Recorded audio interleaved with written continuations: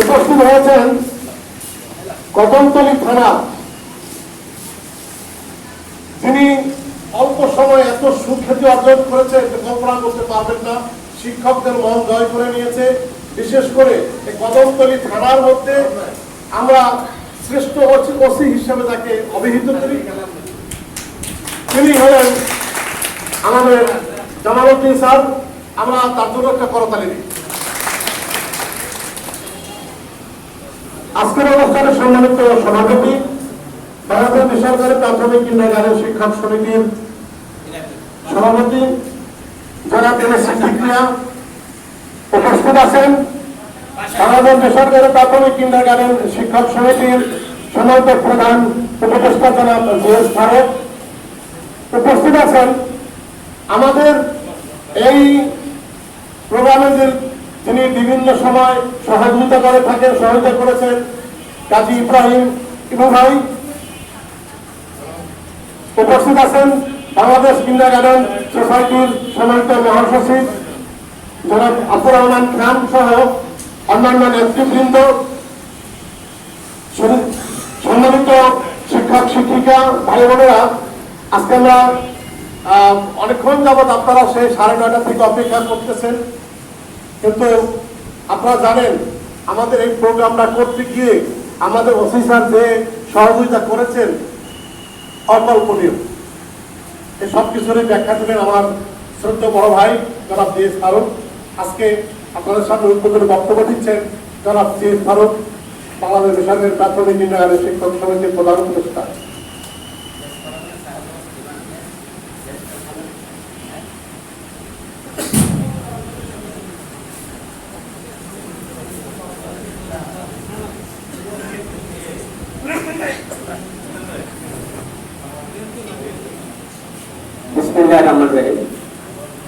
People's improvement society of Bangladesh কর্তৃক আয়োজিত আজকের করোনা প্রাদুর্ভাবের শিক্ষকদের অর্থ সহায়তার আজকের অনুষ্ঠানের প্রধান অতিথি কদমতলী থানা ভারপ্রাপ্ত কর্মকর্তা মীর জামালউদ্দিন, আমার অত্যন্ত শ্রদ্ধেয় ব্যক্তি, আমাদের মাঝে যিনি আমাদের আশীর্বাদ হিসাবে আবির্ভূত হয়েছেন, আমাদের মাঝে উপস্থিত হয়েছেন পিপলস ইমপ্রুভমেন্ট সোসাইটির সাধারণ সম্পাদক জনাব ইমরান হুসাইন হাবিবুল এবং তার সাথে অর্থ সংগঠনের আরো অনেক নেতৃবৃন্দ আমাদের মাঝে উপস্থিত হয়েছেন। আমি সবার নাম আমি বলতে পারছি না, অনেকেরই নাম আমি জানি না, আমি ক্ষমা চেয়ে নিচ্ছি।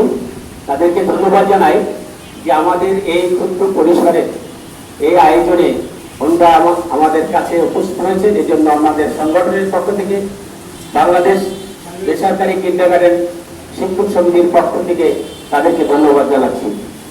আজকে মূলত এমন একটি অনুষ্ঠানে দাঁড়িয়ে কথা বলতে হচ্ছে, অত্যন্ত ভারাক্রান্ত হৃদয় নিয়ে কথাগুলো বলতে হচ্ছে। আমরা কখনই ভাবিনি যে এমনই একটি অনুষ্ঠান আমাদের করতে হবে, যে অনুষ্ঠানে আমাদেরকে আর্থিক সহায়তা গ্রহণ করতে হবে। এটা আমার মনে হয় আমরা যারা এখানে বসে আছি কেউ কখনই ভাবিনি, কিন্তু সারা বিশ্বের করোনা প্রাদুর্ভাবের কারণে বাংলাদেশের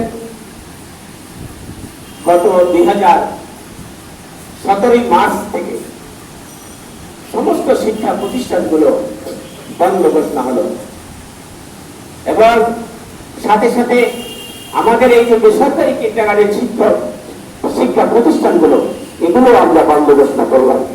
আমরা দেখলাম মাননীয় প্রধানমন্ত্রী ঘোষণা করলেন এই করোনা প্রাদুর্ভাবের মধ্যে, লকডাউনের মধ্যে যার যা কিছু আছে তা নিয়ে তোমরা আত্মমানবতার সেবায় এগিয়ে আসো।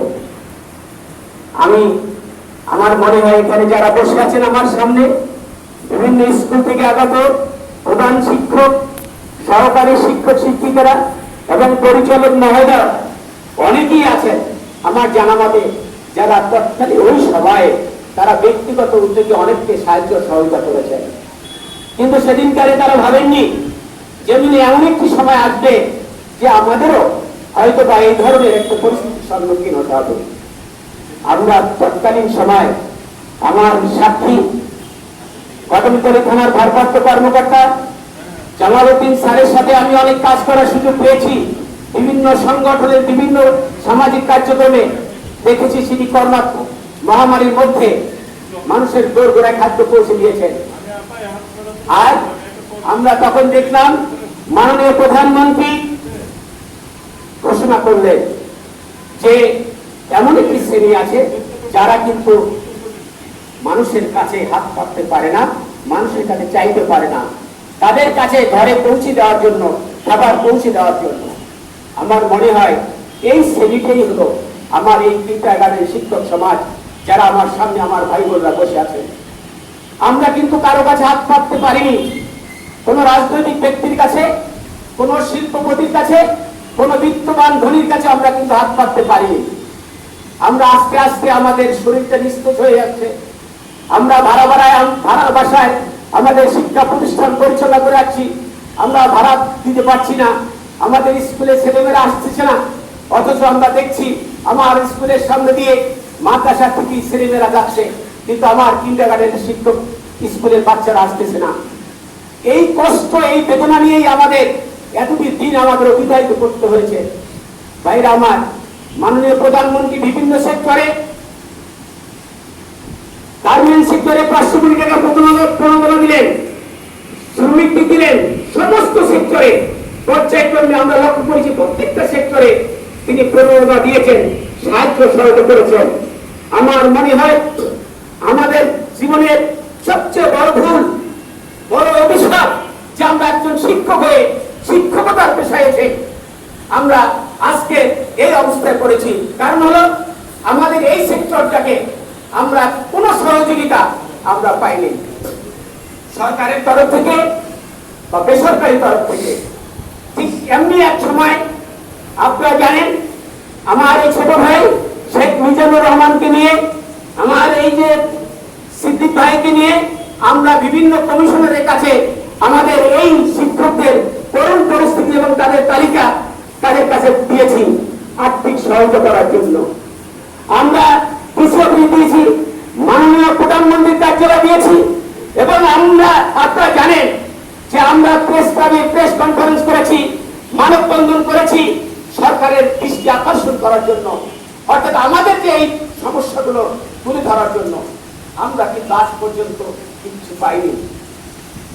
মাননীয় প্রধান অতিথি, আপনি দৃষ্টি আকর্ষণ করছি, গত ঈদ উল ফিতরের পরে আমাদের মিজানুর রহমান সাহেব পিপলস ইমপ্রুভমেন্ট সোসাইটি অফ বাংলাদেশের ইমরান ভাইয়ের সাথে যোগাযোগ করে আমাদেরকে এই অত্র এলাকার খাদ্য সহায়তা হিসাবে 150 প্যাকেট উনি আমাদেরকে দিয়েছিলেন।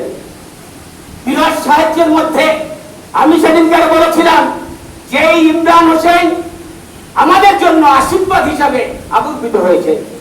ঠিক তেমনি করে আজকের আমরা লক্ষ্য করলাম ঈদ উল ফিতরের উপলক্ষে তিনি আমাদেরকে জানালেন সারা বাংলাদেশে উনি শিক্ষকদের, বেসরকারি শিক্ষকদের আর্থিক সহায়তা করার জন্য অন্য একটা প্রকল্প হাতে নিয়েছেন, যেখানে আমাদের কিন্ডারগার্টেন শিক্ষকদের অন্তর্ভুক্ত করেছেন।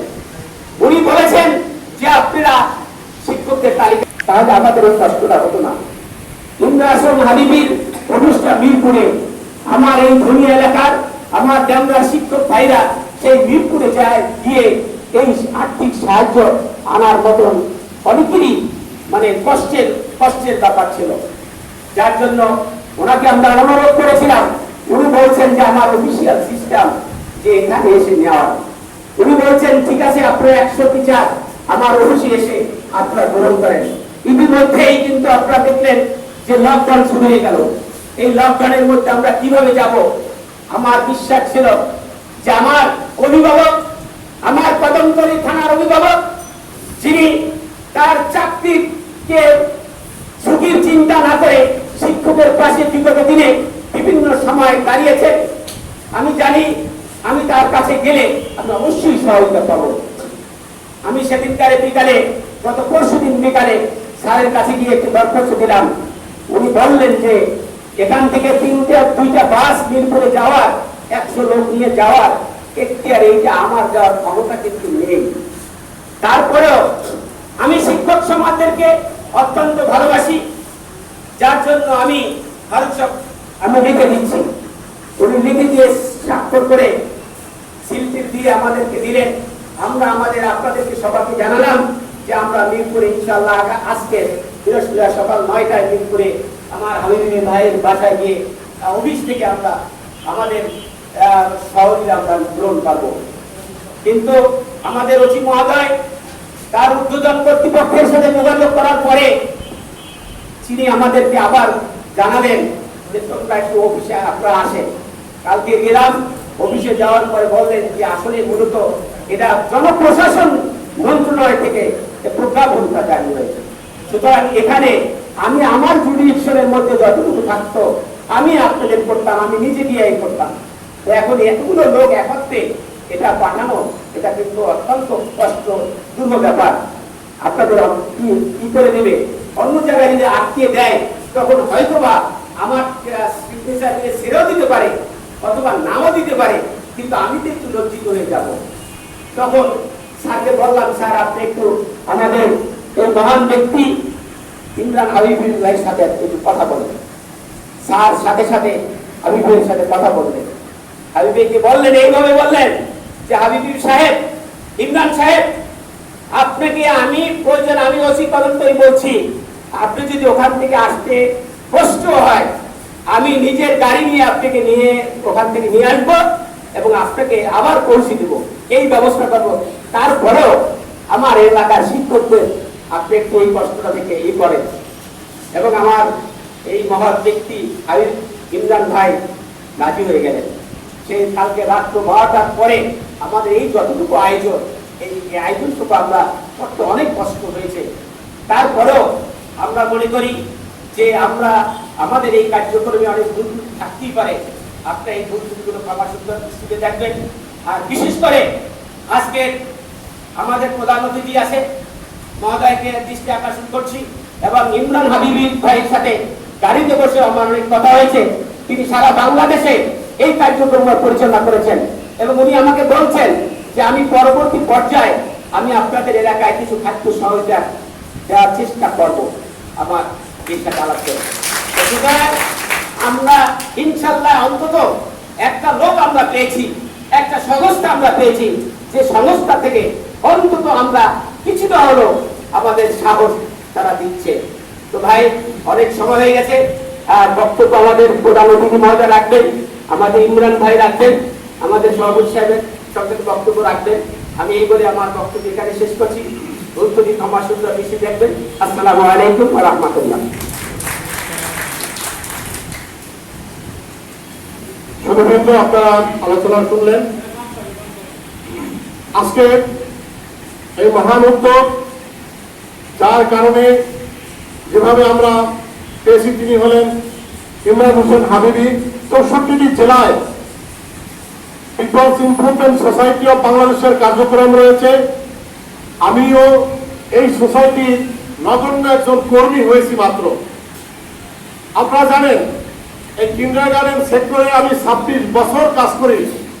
26 বছরে এরকমের এত সুশৃঙ্খল সুন্দর একটি সংগঠন কিন্তু আমি পাই নাই, যে সংগঠনটি এই পিসব বা peoples improvement society of Bangladesh চালিয়ে যাচ্ছে। ইমরান হাবিবি সাহেবের কর্মদক্ষতা, তার আপনারা এই যে গরিব ছিন্নমূল পথ হারা শিশুদের জন্য যে কাজ করে, সেটা আমরাও পারি না। তাই আমি বলতে চাই, আল্লাহ পাক ইমরান হাবিবি সাহেবকে দীর্ঘজীবী করুন এবং এই কাজকে আরো যেন তিনি এগিয়ে দিতে পারেন, এটাও চিন্তা। আর সবচেয়ে বড় কথা হলো, আমি এত বছরে ঢাকায় আছি, আমাদের কদমতলী হওয়ার পর থেকে যত বসি দেখেছি, এত আন্তরিক বসি আমি পাই নাই। জামালউদ্দিন স্যার যথেষ্ট শিক্ষকদের প্রতি আন্তরিকতা দেখিয়েছেন।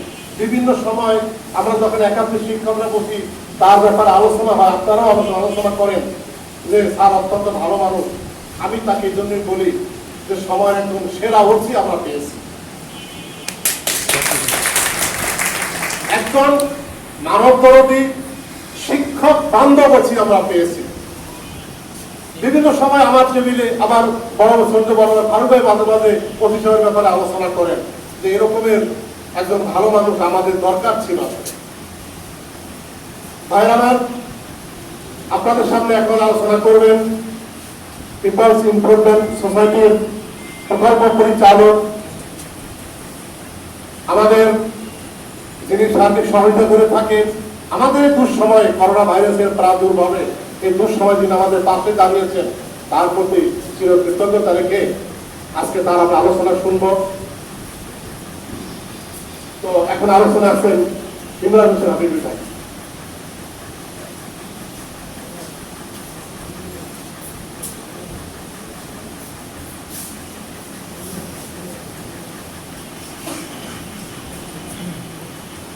আসসালামু আলাইকুম ওয়া রাহমাতুল্লাহি ওয়া বারাকাতুহু। ওয়া আলাইকুম আসসালাম ওয়া রাহমাতুল্লাহি ওয়া বারাকাতুহু।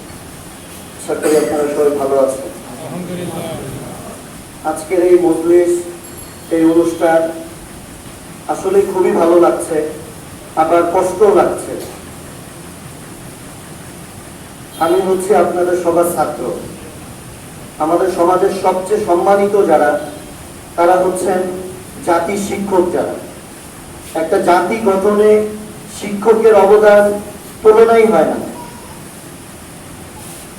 একটা জাতি কিভাবে হবে, গঠন কিভাবে হবে, বিশেষ করে কিন্টার গার্ডেন যে শিক্ষকরা আছেন, প্রাইমারি যে শিক্ষকরা আছেন, মক্তবের বা নুরানি যে শিক্ষকরা আছেন, তারা হচ্ছে একটা জীবন ফাউন্ডেশনের ইঞ্জিনিয়ার, একটা জীবন ফাউন্ডেশনের কন্ডাক্টর, একটা জীবন ফাউন্ডেশনের গড়ে ওঠার এক একজন হচ্ছে কারিগর, একটা বৃক্ষের কারিগর। একটা গাছ নষ্ট হয়ে গেলে তেমন কোনো সমস্যা হয় না, কিন্তু একটা মানব জীবন, এই মানব বৃক্ষ যদি নষ্ট হয়ে যায়, একটা সমাজই অনেক জায়গায় নষ্ট হয়ে যায়। একজন শিক্ষকের মূল্যায়ন এই সমাজে অনেক বেশি, অনেক বেশি। আর ছোটকালের যে শিক্ষক ফাউন্ডেশন, একটা বাড়ির ফাউন্ডেশন নিচে যদি মজবুত না হয়, তাহলে বাড়ির উপরে যতই সুন্দর হোক, কিন্তু এই বাড়িটা কিন্তু টিকসই হবে না। একটা মানুষ যতই তার সম্পদশালী হোক, যতই তার দুনিয়ার রাজত্ব থাকুক, কিন্তু সে যদি তার জীবনের ফাউন্ডেশন যদি মজবুত না হয়, কিন্টার গার্ডেন প্রাইমারি পড়াশোনা যদি তার ভালো না হয়, তাহলে সে বড় হয়েও কিছু করতে পারে না। তার দ্বারা দেশ, জাতি, সমাজ, মানুষ উপকৃত হওয়ার চেয়ে ক্ষতিগ্রস্ত হয়। জীবনের শুরুটা যার যত সুন্দর হয়, জীবনের শেষ পর্যন্ত কিন্তু মানে জীবনের শুরুতে যে জিনিস শিক্ষাটা পায়, এটা কিন্তু সারা জীবনই থাকে। তা আপনারা হচ্ছেন এই সমাজের সবচেয়ে দামি, মূল্যবান এবং জাতীয় সম্পদ, সমাজের সবচেয়ে গুরুত্বপূর্ণ ব্যক্তি। আজকের এই প্রোগ্রামগুলো আসলে আমরা সারা বাংলাদেশে আপনাদের ভালোবাসায়, অবশ্যই আপনাদের ভালোবাসায়, কারণ আমরা আপনাদের ছাত্র, আপনাদের ভালোবাসায় peoples improvement society of Bangladesh 2014 সাল থেকে অল্প অল্প পরিসরে কাজ করছে দেশব্যাপী। তো করোনার গত বছর 23 মার্চ 2020 সাল থেকে আমাদের কার্যক্রম শুরু হয়। আমরা রোজার ঈদ পর্যন্ত সারা বাংলাদেশে 19,800 পরিবারকে পাশে দাঁড়িয়েছি, আলহামদুলিল্লাহ। এবং আমাদের পরিমাণগুলো খুব অল্প ছিল না। আমাদের যারা কমিটি আছেন, আজকে আমাদের এখানে উপস্থিত আছেন আমার বড় ভাই জনাব আরিফ হোসেন ভাই। আসলে আলোচনার ভূমিকা ছাড়াই আলোচনা শুরু করেছি, কারণ আপনাদের সামনে কি আলোচনা করব, খুবই খারাপ লাগছে। আল্লাহ তাআলা এই অবস্থার পরিবর্তন হবে ইনশাআল্লাহ। তো দেশব্যাপী আমাদের গত রোজার ঈদে 2020 সালে 19,800 পরিবারের মধ্যে প্রায় 4,000 শিক্ষকের পাশে আমরা দাঁড়িয়েছি। এবং এই বছর যখন রোজার ঈদের আগ দিয়ে আবার যখন নতুন করে লকডাউন শুরু হয়, রোজার ঈদ পর্যন্ত প্রায় 2,500 শিক্ষক দেশব্যাপী। এর মধ্যে আপনাদের এই যাত্রাবাড়ি এই পাশে আমাদের প্রায় 300 শতাধিক হবে। আর এই বেসরকারি আপনাদের শেখ মিজানুর রহমান সাহেব অনেক পরিশ্রম করছেন, আসলে যে কোনো একটা সংগঠনে 2-4 জন পরিশ্রমী লোক থাকলে সবাই ভালো থাকে। তো উনি মানে ধারাবাহিক যোগাযোগ করেছেন। তো আমরা 150 পরিবারের শিক্ষকদের মধ্যে দিয়েছিলাম আলহামদুলিল্লাহ। আমাদের ঈদের আগেও একবার খাবারের এক কার্যক্রম চলছিল, তবে খাবার থেকে আলহামদুলিল্লাহ টাকার দিকে রূপ নিয়েছে। এবং আমরা চিন্তা করলাম যে আসলে কোরবানির ঈদের আগ মুহূর্তে 3000 কিছু যদি অর্থ দেওয়া যায় অনেক কাজে লাগবে, কারণ কেউ অসুস্থ, খাবার দিয়ে কি হবে। তো যাই হোক, আমাদের ঈদের আগের দিন মূলত এই প্রোগ্রামটা হয়েছে মিরপুরে, কিন্তু ব্যবস্থাপনা বা কোনো ইয়ের কারণে ওই দিন হয়তো আপনাদেরকে আমরা ঈদের আগে দিতে পারি নাই। তো যাই হোক, আলহামদুলিল্লাহ শেখ মিজানুর রহমান সাহেব সেদিন ঈদের আগের দিন রাত 11:30 পর্যন্ত আমাদের অফিসে ছিলেন। এরপরে ঈদের পরের দিনও গিয়েছিলেন, আমি ছিলাম না। তো ধারাবাহিক খুবই উনি চেষ্টা করেছেন, কিন্তু আমাদের ওসি মহাশয় কালকে এমন ভাবে ফোনে কথা বললেন যে আসলে যে ওনার ভিতরে যে সৎপদের ব্যাপারে যে একটা বড় ভালোবাসা আছে এটা বোঝা গেছে। তো ওই জায়গায় না করার কোনো সুযোগ নেই। রাতেই আমি স্যারকে বললাম যে আমার কমিটি মেম্বার যারা আছে, আমাদের তাদের একটা মূল হচ্ছে আমরা পরামর্শ ছাড়া কোনো সিদ্ধান্ত দিতে পারি না। সুযোগ থাকলেও মানে পরামর্শই আমরা সাথেই পরামর্শ করলাম। পরামর্শ করা হলো যে না ঠিক আছে, আর আপনাদেরকে মিরপুরে নিব, এটা আসলে আমাদের কাছেও খারাপ লাগছিল, কিন্তু সিদ্ধান্তের বাইরে তো যাওয়া যায় না, যেহেতু লেনদেনের একটা বিষয় আছে, কাগজপত্রের একটা বিষয় আছে। তো যাই হোক, peoples improvement society of Bangladesh দেশব্যাপী শুধু করোনাকালীন না, 2014 সাল থেকে অসহায় মানুষের স্বাবলম্বী আমাদের প্রকল্প আছে, এবং এই প্রকল্পগুলো স্বাবলম্বী, তারপরে বাস্তুহারা মানুষের ঘর নির্মাণ, এই রোজার ঈদে, এই কোরবানির ঈদেও আমরা প্রায় 50টি প্লাস গরু কোরবানি করেছি, গরু এবং খাসি। আমাদের ধারাবাহিক আলহামদুলিল্লাহ এই কার্যক্রমগুলো চলছে। আমাদের উত্তরবঙ্গে আমরা শিক্ষার মান উন্নয়নের জন্য প্রতি মাসে 20 গ্রামে আমাদের শিক্ষক কর্মশালা হয়, প্রশিক্ষণ কর্মশালা হয়, এবং ওখানে আমাদের 20 গ্রাম লাগাতার আমাদের শিক্ষার বিভিন্ন কার্যক্রম চলছে। তো যাই হোক, আমাদের এই সংস্থাটা হচ্ছে বেসরকারি সংস্থা। আমরা কারো থেকে সহযোগিতা নিয়ে কাউকে দেই, এটাই হচ্ছে আমাদের কাজ। কোনো সরকারি অনুদান না, বিদেশি কোনো এনজিও আমাদের কোনো সহায়তা করছে না। আমরা যেটা করছি, যেমন আমাদের এলাকার বেশ কিছু প্রতিষ্ঠান আছে যেখানে আমাদের সারা বছর মাটির ব্যাংক থাকে, বাচ্চা সহ সবাই মাটির ব্যাংকে সহায়তা করে। এই ঈদের আগেও আমরা বরিশাল বানারী পাড়াতে একটা ইজি বাইক দিয়েছি। এই বিভিন্ন মাটির ব্যাংক ভেঙে, মাটির ব্যাংকের আমাদের সাদাকা পারিবারিক সাদাকা বক্স আছে, এটা ভাঙার পরে গত বছর আমরা 20টা পরিবারকে ঘর করে দিয়েছি আলহামদুলিল্লাহ, এবং প্রায় 10 জনকে স্বাবলম্বী, কাউকে ইজি বাইক, কাউকে সেলাই মেশিন, কাউকে গরু দিয়ে আমরা সহায়তা করেছি। এগুলো সব পাবলিক, বাংলাদেশের সাধারণ মানুষের সহযোগিতায় আমাদের এই সংস্থা চলছে। আপনাদের এই সহায়তা বাহিরের কোনো এনজিও না, দেশীয় সহযোগিতায় আলহামদুলিল্লাহ। তা আমাদের 600 শিক্ষকদের মধ্যে দেওয়া হবে, আপনাদের এখানে 100, সারা বাংলাদেশ এই আর্থিক 3000 টাকা করে 600 শিক্ষককে দেওয়া হবে আলহামদুলিল্লাহ। তো আমি পিপলস ইমপ্রুভমেন্ট সোসাইটি অফ বাংলাদেশের পক্ষ থেকে আজকে যারা উপস্থিত হয়েছেন সম্মানিত মেহমান, আপনারা মাথার তাজ শিক্ষক সকলের শুকরিয়া জ্ঞাপন করছি, এবং আপনাদের সকলের কাছে আমাদের সংস্থার জন্য, আমাদের সকলের জন্য, আমাদের দাতা সংস্থাগুলোর জন্য দোয়া চাবো। আপনাদের দোয়াই আল্লাহ তাআলার কাছে খুব বেশি কবুল হবে। আপনারা আমাদের মাথার তাজ, আপনারাই আমাদের শিক্ষক, আপনারা দোয়া করবেন এই কামনা করেই শেষ করছি। আর অবশ্যই হয়তো আলোচনায় ভুল হতেই পারে, যেহেতু আপনারা আমাদের ওস্তাদ আর আমি ছাত্র, তো ভুলগুলো ক্ষমা করবেন। আসসালামু আলাইকুম ওয়া রাহমাতুল্লাহ।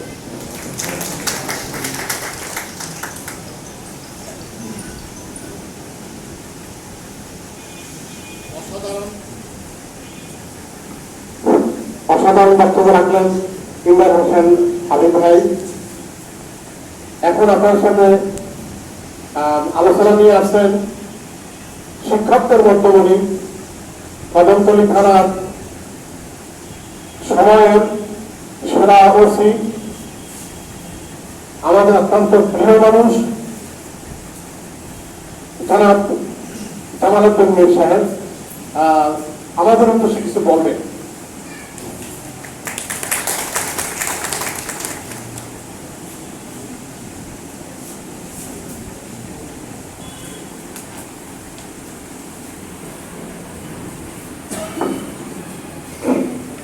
বিসমিল্লাহির রহমানির রহিম।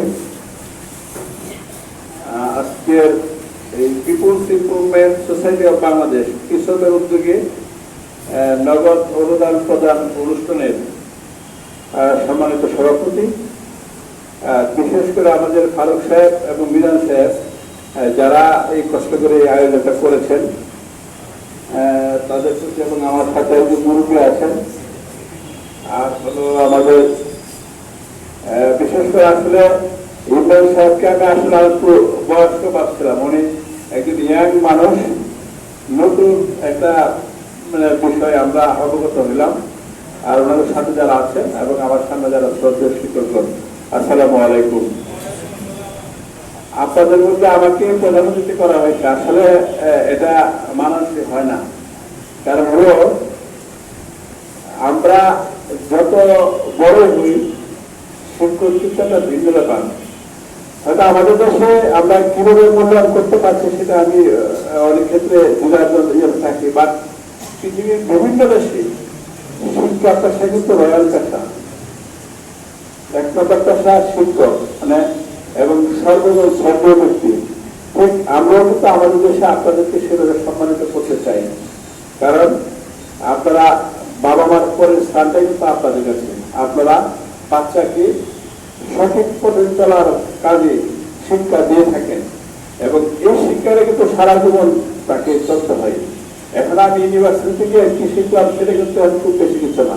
আমরা প্রাইমারি লেভেলে, হাই স্কুল লেভেলে আমরা যারা কাজ করে শ্রম দেয় সেদিনের শিক্ষকদের কিন্তু আমরা সাধারণত পিতার স্থানে রাখতে চাই।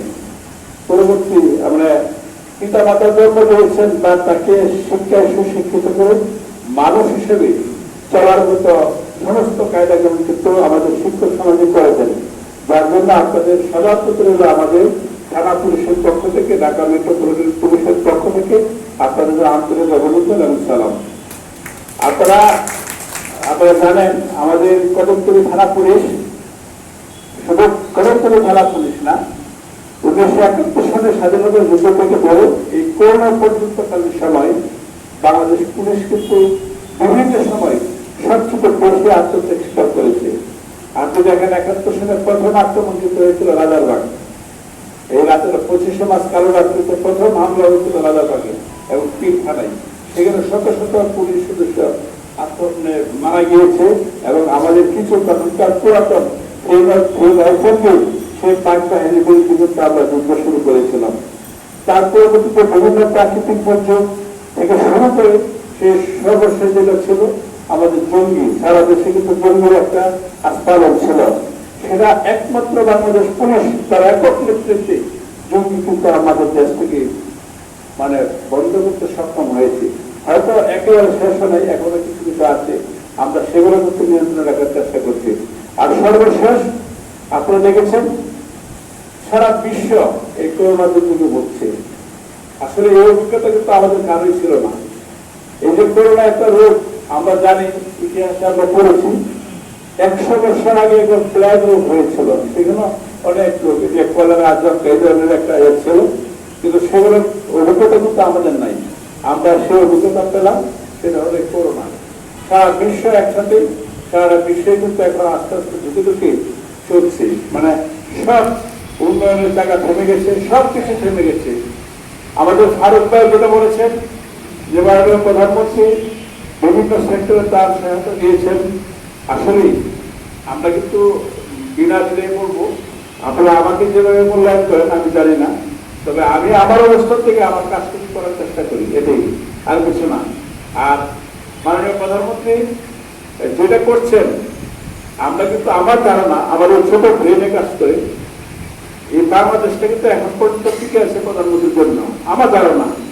কারণ এত বড় একটা মহামারীতে উনি ওনার মতো একক প্রচেষ্টায়, আপনি দেখেন পৃথিবীর অনেক দেশে এখন টিকা পায় না, কিন্তু আমরা কিন্তু আল্লাহর হতে আগামী অগস্টের মাস থেকে প্রায় 2 কোটি টিকার মতো আমাদের দেশে চলে আসবে। এবং এটা আশ্বস্ত করেছেন আগামী বছর জানুয়ারির 1 থেকে 21 কোটি টিকা বাংলাদেশে আসবে। এবং আগামী এই আগস্টের 7 তারিখ থেকে সারা বাংলাদেশে ইউনিয়ন পর্যায়ে আপনার প্রত্যেকটা ইউনিয়ন পরিষদের চেয়ারম্যানের পক্ষে টিকা উৎপাদন শুরু হবে এবং একাধারে টিকা শুরু হবে, যেটা আমাদের অতি জরুরি। এবং বিশেষ করে প্রায়োরিটি বেসে টিকাগুলো দেওয়া হচ্ছে শিক্ষক, ছাত্র এবং অন্যান্য যারা জরুরি দরকার তাদেরকে কিন্তু অগ্রাধিকার দেওয়া হচ্ছে। এবং সেটা আমাদের হয়তো আগামী 6-7 মাস 8 মাস ইয়ে করবে। মাননীয় প্রধানমন্ত্রী যে প্রজেক্ট হাতে নিয়েছেন, প্রায় 14 কোটি লোককে আগামী বছরের মধ্যে টিকা কমপ্লিট করবে সেটাও। আর এই আগস্ট থেকে 7 দিনের প্রজেক্ট নিয়েছে, 7 দিনে 1 কোটি লোককে টিকা দেওয়া হবে। সেখানে আমাদের ছাত্র ভাইয়েরা আছে, শিক্ষকরা আছে, আপনারা প্রোগ্রামগুলো দেখছেন। এটা কিন্তু আপনি আমি এখানে বসে যত চিন্তাই করি, অনেক রকম সমালোচনা সরকারের বিরুদ্ধে হচ্ছে, চেয়ারে বসে দেখেন কাজ করতে যত কষ্ট হয়, সেটা কিন্তু চারটিখানি কথা না। তো যার জন্য আমি আপনাদের চাচ্ছি যে শিক্ষক সমাজ, আপনারা যারা বেসরকারি শিক্ষক সমাজ আছেন, আপনাদের ভালো উকিল হতে ওখানে নাই। মানে আপনাদের জন্য কথা বলার আমার ধারণা, প্রধানমন্ত্রীর দৃষ্টিতে ধরে আসলে উনি প্রত্যেকটা মানুষকে কিন্তু ভালোবাসেন, প্রত্যেকটা পেশার মানুষকে উনি ভালোবাসেন। এবং ওনারা আমরা বিভিন্ন প্রোগ্রামে কিন্তু আমরা দেখি উনি বিভিন্ন শ্রেণীর পেশার ভাবে কাজ করেন। তো সেই জন্য আমরা বলবো যে ফারুক ভাই, হতাশ হওয়ার কিছু নাই। মাননীয় প্রধানমন্ত্রী আসলে আপনাদের সরাসরি দিতে না পারলেও কাউকে না কাউকে উনি কিন্তু সহযোগিতা করছেন।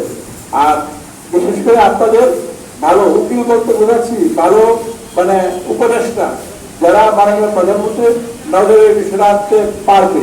তারপরে আমাদের লেভেল থেকে কিন্তু আমরা কথা বলি, যেমন আমরা বিভিন্ন মন্ত্রী মহোদয়রা আছেন, উপদেষ্টা মহোদয়রা আছেন, আমাদের ব্যক্তিগত উপরে আছে অনেকের সাথে আমরা কিন্তু বিভিন্নভাবে বলার চেষ্টা করেছি যে বেসরকারি স্কুল, বিশেষ করে কিন্ডারগার্টেন যারা সারা বাংলাদেশ থেকে খুলেছে, তারা কিন্তু আসলে খুব নাজুক অবস্থায় আছে।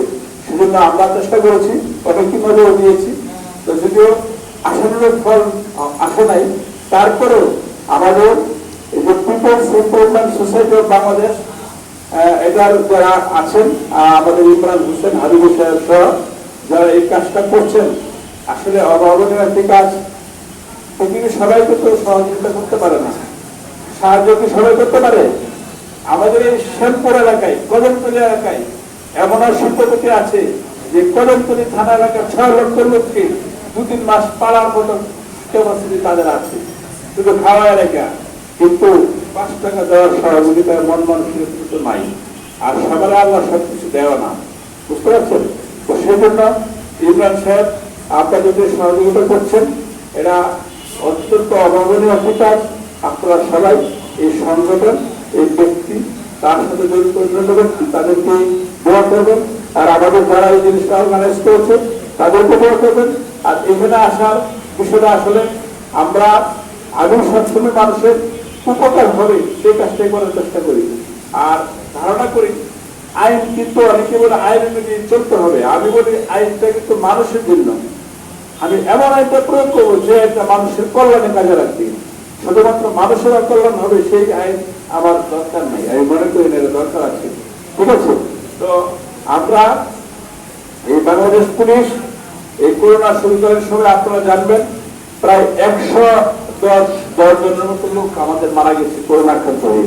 আর প্রায় 24,000 লোক করোনা আক্রান্ত হয়ে আমরা বিভিন্ন চিকিৎসা নিয়ে আমরা সুস্থ হয়েছি।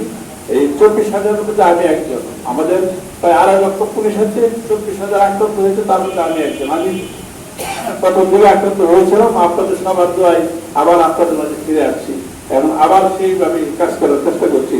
তো আপনারা দেখেছেন বাবা যখন তার ছেলেকে করোনা আক্রান্ত হওয়ার কারণে ফেলে দিয়েছে, জঙ্গলে ফেলে দিয়েছে, স্বামী বউকে ফেলে দিচ্ছে, বউ স্বামীকে ফেলে দিচ্ছে, কেউ কারো কাছে যাচ্ছে না।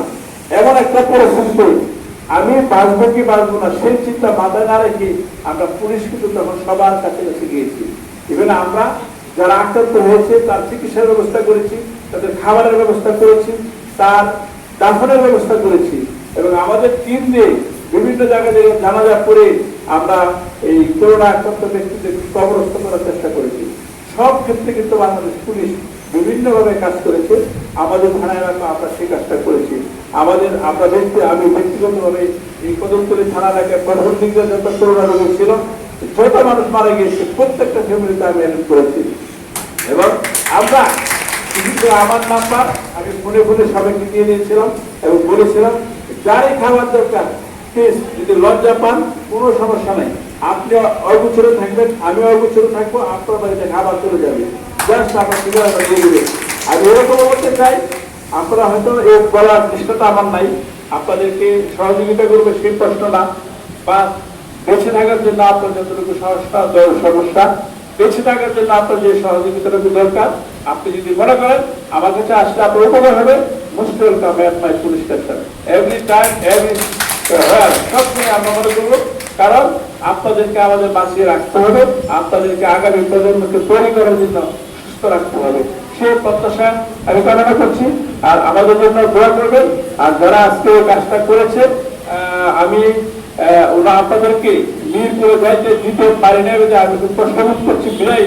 আমি কালকে হাবিব সাহেবকে বলেছিলাম যেভাবে দরকার, যেভাবে যে জায়গায় কথা বলতে হবে সেটা বলে হলো আপনাদেরকে সহযোগিতা চালু রাখতে হবে, যাতে বন্ধ না হয়।